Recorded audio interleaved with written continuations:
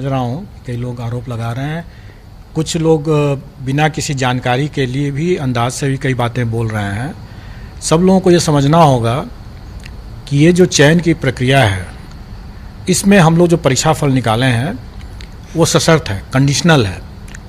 ये हमारे चयन की प्रक्रिया का एक पार्ट है कि हम पहले मेरिट लिस्ट के हिसाब से अपना रिज़ल्ट निकालें जो कंडीशनल है, और इसके बाद ये डॉक्यूमेंट वेरिफिकेशन होगा जो कि चल रहा है।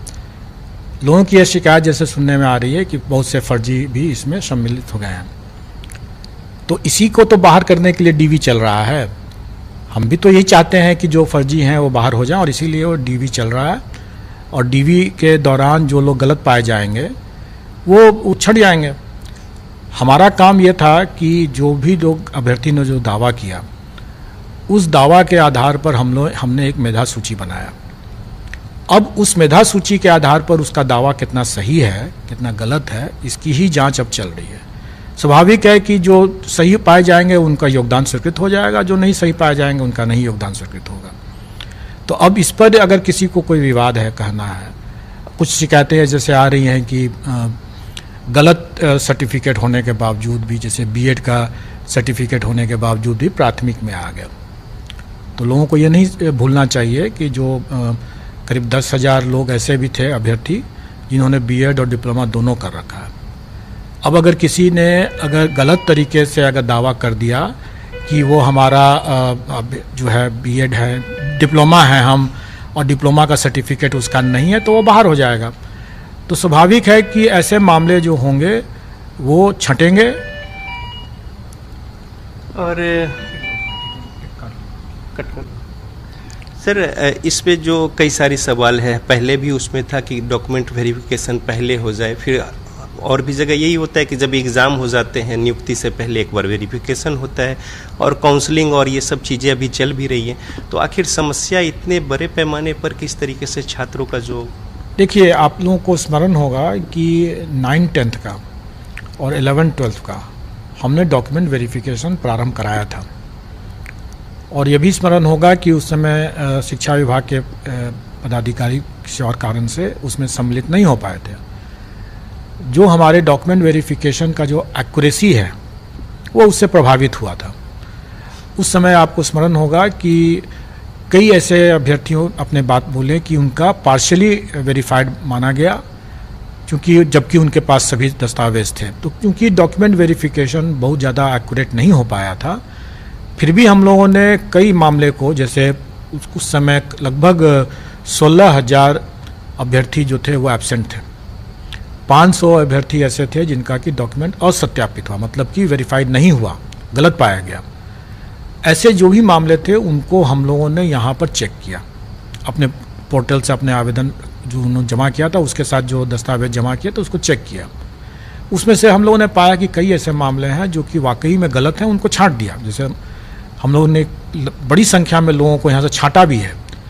पार्शियली वेरीफाइड में भी हम लोगों ने देखा कि कुछ मामले ऐसे हैं जो कि वाकई में जेन्युइन हैं या उनको बेनिफिट ऑफ डाउट दिया जा सकता है।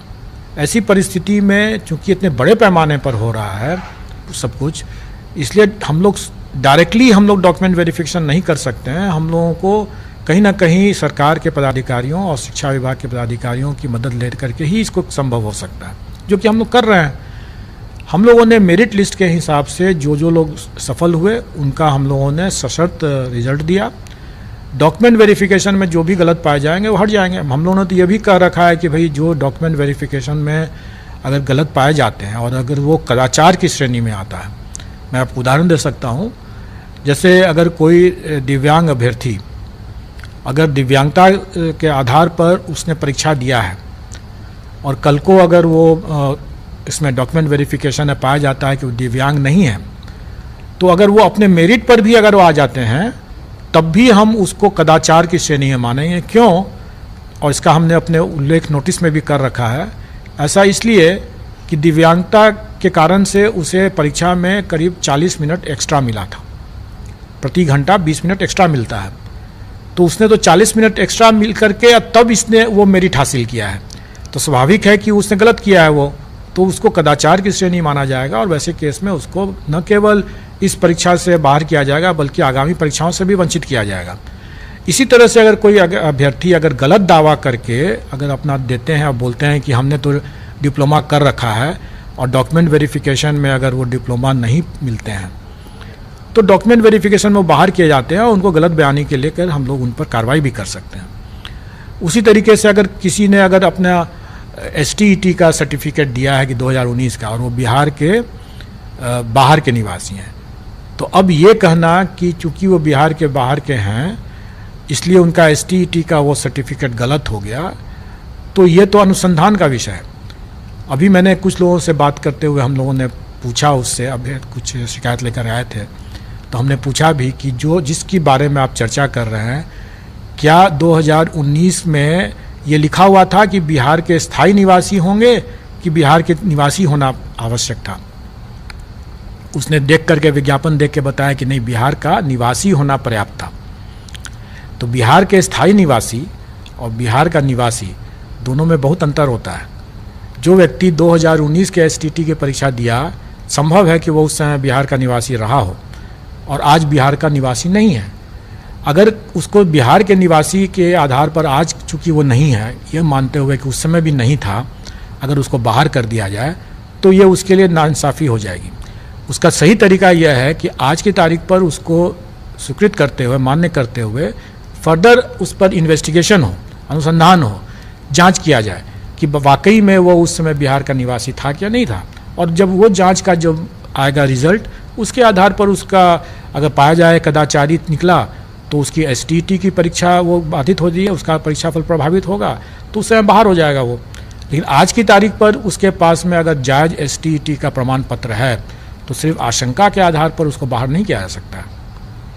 तो जो काउंसलिंग हो रही है डिस्ट्रिक्ट्स में, तो ये उम्मीद कुछ बच्चे रख सकते हैं कि जो अगर वहाँ पे कुछ गलत होता है तो जो वेटिंग लिस्ट के जो लोग हैं उनको चांस मिल सकता है। बिल्कुल, हम लोगों का हमेशा से ये प्रयास रहा और ये पूर्व की परिपाटी भी रही है कि जब भी हम डॉक्यूमेंट वेरिफिकेशन करके सरकार को लिस्ट देते हैं, चूँकि उन सब मामलों में हम लोग सीधे अपना डॉक्यूमेंट वेरिफिकेशन कर लेते हैं, छोटी संख्या रहती है। इसमें चूँकि बड़ी संख्या है इसलिए डॉक्यूमेंट वेरिफिकेशन अब सरकार के स्तर से वहाँ पर हो रहा है।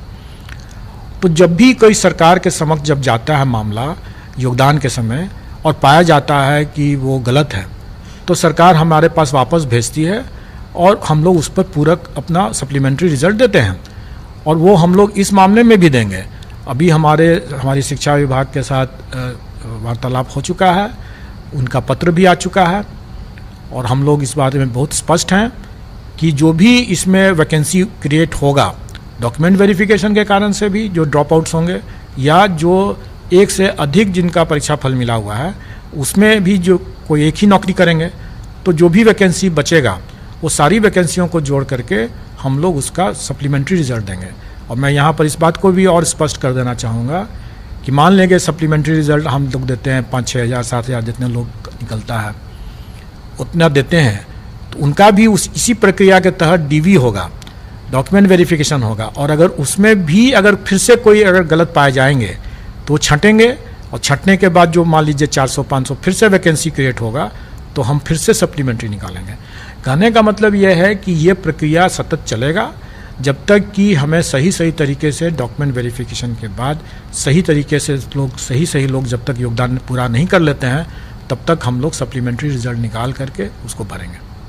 एक छोटी सी और बातें हैं, जो कंप्यूटर साइंस के जो परिणाम थे उसमें कुछ जो देरी हुई थी, इसको लेकर जो अभ्यर्थी थे उनके मन में कई सवाल था। जब परिणाम आ गए तब वो कई सवाल खड़ा कर रहे हैं और कुछ लोग अभी BPSC के गेट के बाहर भी कुछ लोग हैं, बच्चे जो हैं वो अपनी बातों को लेकर या प्रदर्शन या तमाम बातें, तो वैसे बच्चों को थोड़ा जो भ्रांतियां हैं या फिर उनके मन में जो शंका है उसको थोड़ा अपनी ओर से दूर कर दें।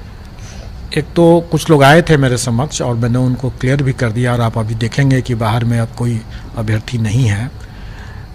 उनकी शंकाओं का समाधान हमने कर दिया। फिर भी आपके चैनल के माध्यम से मैं बताना चाहूँगा कि जो भी शंकाएं हैं सिर्फ इसी कारण से है कि अगर फर्जी का चयन नहीं होता तो उनका चयन हो सकता था, क्योंकि वो मेरिट में शायद नीचे है, थोड़ी से नीचे है और उनका संभव था कि हो सकता था और यही आशंका थी।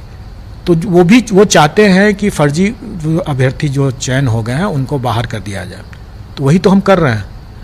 आखिर डॉक्यूमेंट वेरिफिकेशन का प्रोसेस भी तो इसीलिए है ना कि जो फर्जी जो कर चुके हैं, जिन्होंने जो दावा किया, हम उस दावा के आधार पर हम लोगों ने किया और उसका मेरिट लिस्ट बनाया, और अब हम उसका सेकंड फेज में उसका डॉक्यूमेंट वेरिफिकेशन चल रहा है। जो फर्जी होंगे बाहर हो जाएंगे, और जब बाहर होंगे तो जो वैकेंसी होगा हम भरेंगे उसको पूरक से।